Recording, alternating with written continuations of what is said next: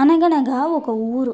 ఆ ఊరిలో రామయ్య మరియు లక్ష్మి తమ కొడుకు రాజుతో కలిసి నివసించేవారు. ఇంట్లో తల్లిదండ్రులు చెప్పిన మాట వినేవాడు కాదు రాజు. ఎక్కువగా సోమరితనం అలవాటు చేసుకున్నాడు. రామయ్య మరియు లక్ష్మి కష్టపడి పంటలు పండిస్తూ జీవనాన్ని నడిపేవారు. కానీ వారి కొడుకు రాజు అందుకు భిన్నంగా పనులు చేసేవాడు కాదు. కేవలం ఎల్లప్పుడూ ఆనందంగా ఉండడానికి ఇష్టపడేవాడు. రాజు, ఈ రోజైనా పొలంలోకి వస్తావా లేదంటే ఇలాగే ఉంటావా? నాన్న, నేను ఈరోజు అలసిపోయాను, రేపు చూసుకుందాం. రాజు, నీ స్నేహితులను చూడు, వాళ్ళు ఎంత బాగా చదువుతున్నారో మరియు వాళ్ళ తల్లిదండ్రులకు సహాయం చేస్తున్నారు. నువ్వు వాళ్ళలాగా మారాలి. అమ్మా, ఇప్పుడు నేను సరదాగా ఉండాలి, తర్వాత ఈ విషయం గురించి ఆలోచిస్తాను. ఒకరోజు రామయ్య ఒక ప్రణాళిక వేశాడు. అతడు ఇలా అంటాడు. బాబు రాజు, రోజు రోజుకు నా శక్తి అంతా అయిపోతుంది. అలాగే నాకు వయసు కూడా దాటిపోతుంది. నేను ఇంకే వ్యవసాయం చేయలేను. ఇంతకుముందు మా నాన్నగారు ఒక మాట నాకు చెప్పారు. అది ఏంటంటే, పూర్వం మన పొలంలో కొంత నిధిని దాచారంట.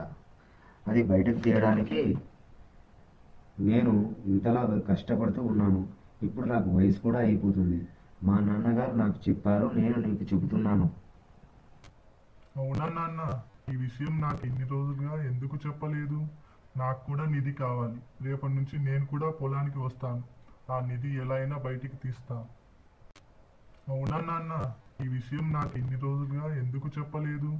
నాకు కూడా నిధి కావాలి. రేపటి నుంచి నేను కూడా పొలానికి వస్తాను. ఆ నిధి ఎలా అయినా బయటికి తీస్తా. అలా చెప్పిన రాజు మరుసటి రోజు నుంచి పొలంలో గుంతలు తవ్వడం మొదలుపెట్టాడు. ఏంటి నాన్న, ఎన్ని గుంతలు తవ్వినా నిధి కనిపించడం లేదు?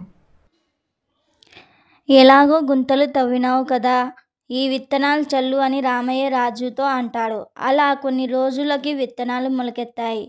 కొన్ని రోజుల తర్వాత వర్షాలు పడడం వలన ఆ విత్తనాలు మొలకెత్తాయి. అలా రాజు రోజు పొలానికి వెళ్ళి పని చేసేవాడు.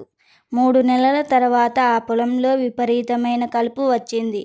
వచ్చి వాళ్ళ నాన్నను ఇలా అడుగుతాడు రాజు. నాన్న, పొలంలో కలుపు వచ్చింది, ఏం చేయాలి? రాజు, కలుపు వచ్చినప్పుడు దానిని తీసివేయాలి. అప్పుడే మనకు అనేది దక్కుతుంది.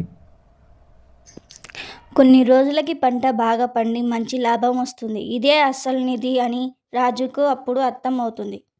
ఇందులో నీతి ఏమిటంటే, సోమరితనం మనల్ని వెనక్కి లాగుతుంది. కష్టం, సమర్థత మన జీవితంలో విజయాలను తెచ్చి పెడతాయి.